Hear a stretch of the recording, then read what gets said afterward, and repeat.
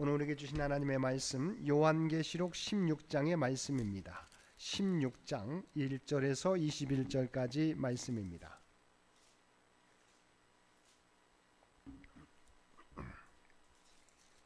요한계시록 16장 1절에서 21절까지 우리 주신 말씀 한 절씩 교독합니다. 또 내가 들으니 성전에서 큰 음성이 나서 일곱 천사에게 말하되 너희는 가서 하나님의 진노의 일곱 대접을 땅에 쏟으라 하더라.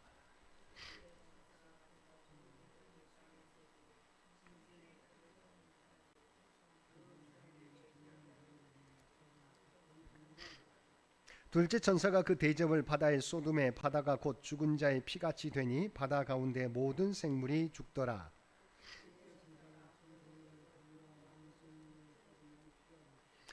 내가 들으니 물을 차지한 천사가 이르되 전에도 계셨고 지금도 계신 거룩하시니요 이렇게 심판하시니 의로우시도다.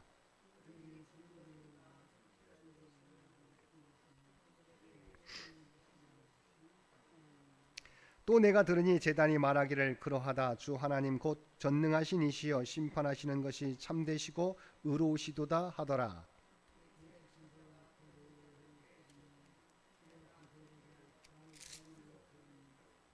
사람들 크게 태움에 태워진지라. 이 재앙들을 행하는 권세를 가지신 하나님의 이름을 비방하며 또 회개하지 아니하고 주께 영광을 돌리지 아니하더라.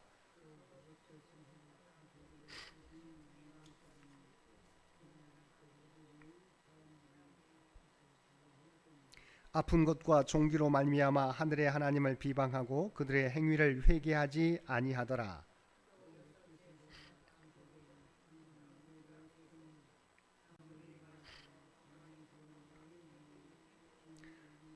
또 내가 봄에 개구리 같은 새 더러운 영이 용의 입과 짐승의 입과 거짓 선자의 입에서 나오니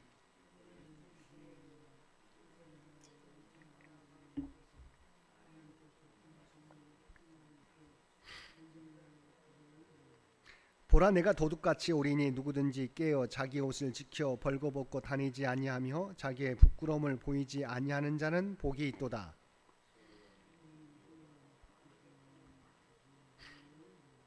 일곱째 천사가 그 대접을 공중에 쏟음에 큰 음성이 성전에서 보좌로부터 나서 이르되 되었다 하시니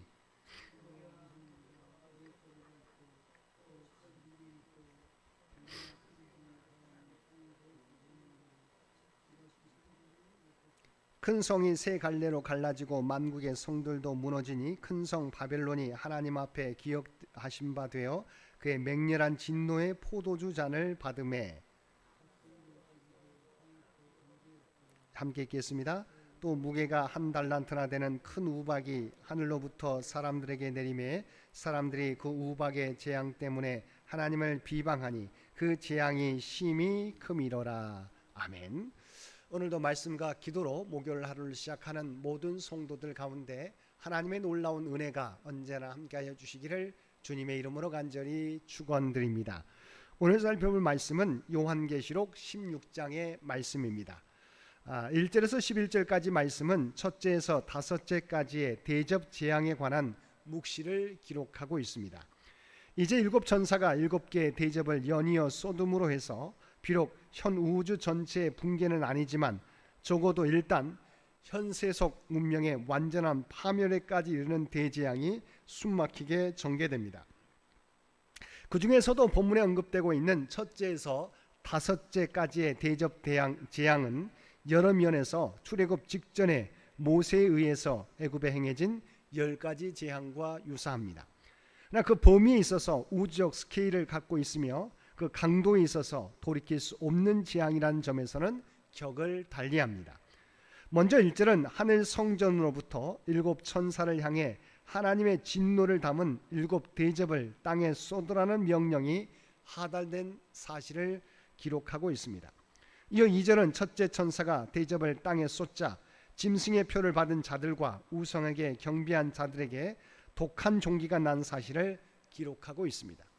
다음으로 3절은 둘째 천사가 대접을 바다에 쏟자 바다가 죽은 자의 피같이 되어 바다의 모든 생물이 죽은 사실을 기록하고 있습니다.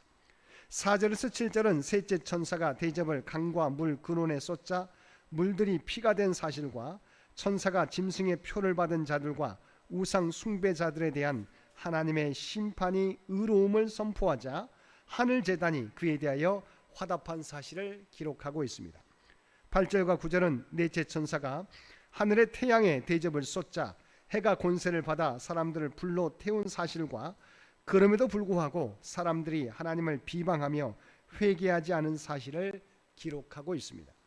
10절과 11절은 다섯째 천사가 짐승의 보좌에 대접을 쏟자 짐승의 나라가 어두워지고 사람들에게 극심한 고통이 임하게 된 사실과 그럼에도 불구하고 그들이 회개하지 않은 사실을 기록하고 있습니다. 여기서 대재앙이 신음하면서도 회개하지 않고 하늘의 하나님을 모독하는 세상 사람들의 모습은 우리로 하여금 깊은 의문에 잠기게 합니다.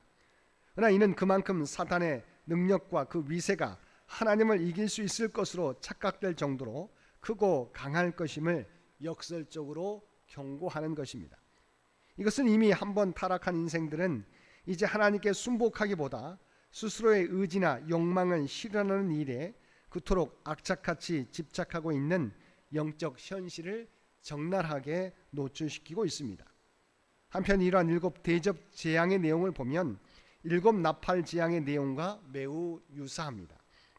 그러나 나팔 재앙과 대접 재앙이 동일한 사건에 대한 상이한 표현은 아닙니다. 왜냐하면 나팔 재앙과 대접 재앙의 시리즈는 물론 그 이전의 인재앙 시리즈까지를 살펴볼 때 그 재앙의 범위에 있어서 4분의 1에서 3분의 1로 그리고 다시 전체로 점점 확대 강화되고 있기 때문입니다.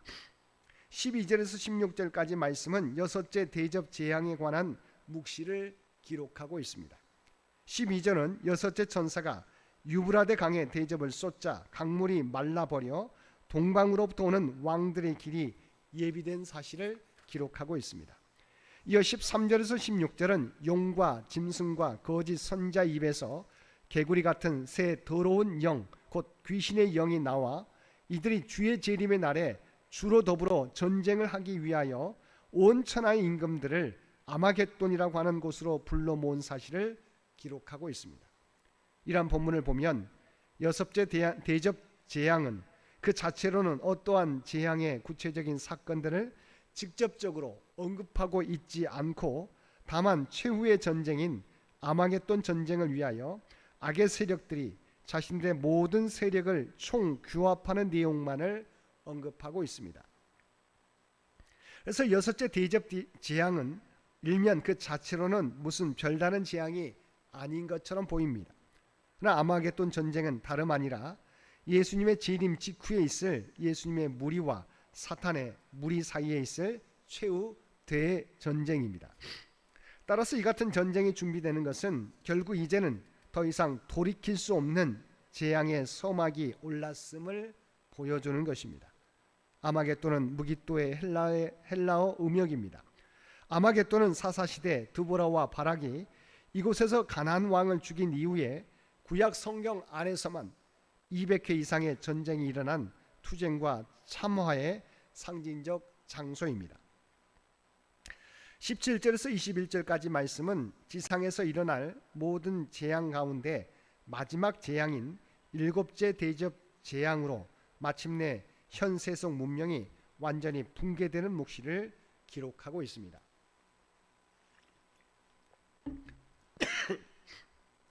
본문을 보면 일곱째 대접이 부어진 곳은 공중 곧 사탄이 권세를 잡고 있는 영역입니다. 즉 최후의 재앙은 사탄이 권세를 잡고 있는 핵심부에 쏟아진 것입니다. 그리고 17절을 보면 사도 요한은 성전의 보좌로부터 큰 음성이 들려왔다는 사실을 기록하고 있습니다. 그 음성은 1절에서 언급된 큰 음성 곧 하나님의 음성과 동일한 것이 분명합니다. 왜냐하면 이 음성이 하늘 성전과 하나님의 보좌에서부터 난 것이기 때문입니다. 사도 요한에게 들린 이 하나님의 말씀은 되었다라는 것이었습니다. 그런데 사도 요한이 이 말씀을 듣고 있는 시점이 언제입니까?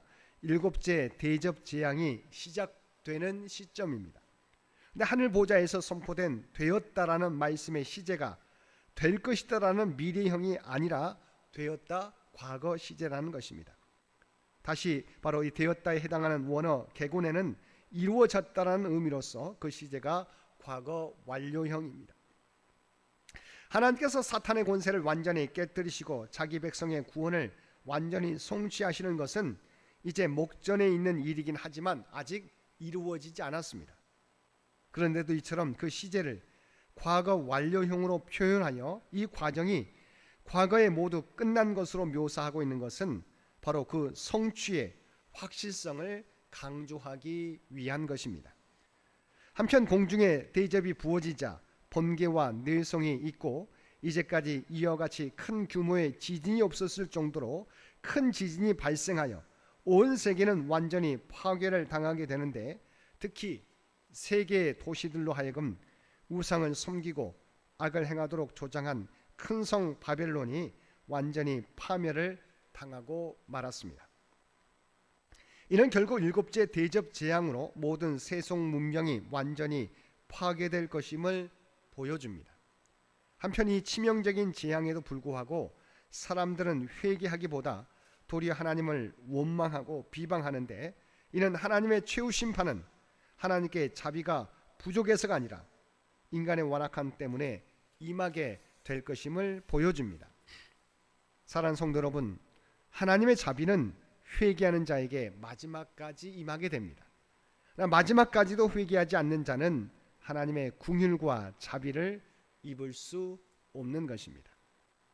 오늘 우리에게 주신 교훈을 기억하며 어떤 상황에서도 하나님께 회개하며 나아가는 저와 여러분 모두가 되시기를 주님의 이름으로 간절히 축원드립니다. 함께 기도드리겠습니다.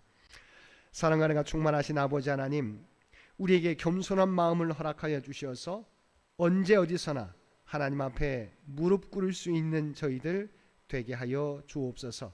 완악하여서 하나님이 우리에게 주시는 기회를 놓치지 않게 하여 주옵소서.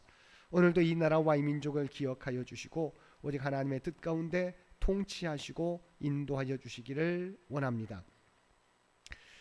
주님의 은혜 가운데 교회 창립 100주년 행사를 마치게 해주신 것 진심으로 감사드립니다. 바라옵나니 여기에 안주하지 않게 도와주시고 다음 선교 100년을 향한 기초를 닦으며 준비하는 우리 창현재단이 되게 하여 주옵소서.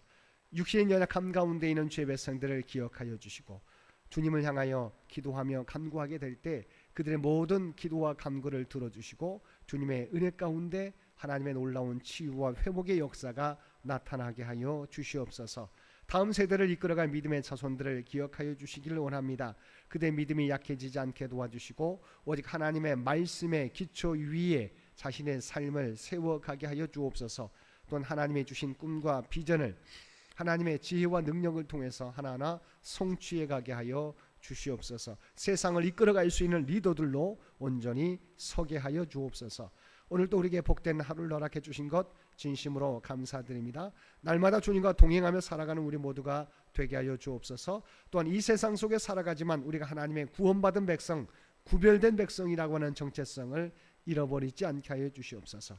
그리하여 우리가 발을 딛고 살아가는 삶의 현장 가운데 그리스도의 아름다운 향기와 선한 영향력, 세상의 빛이 되는 우리 모두가 되게 하여 주옵소서.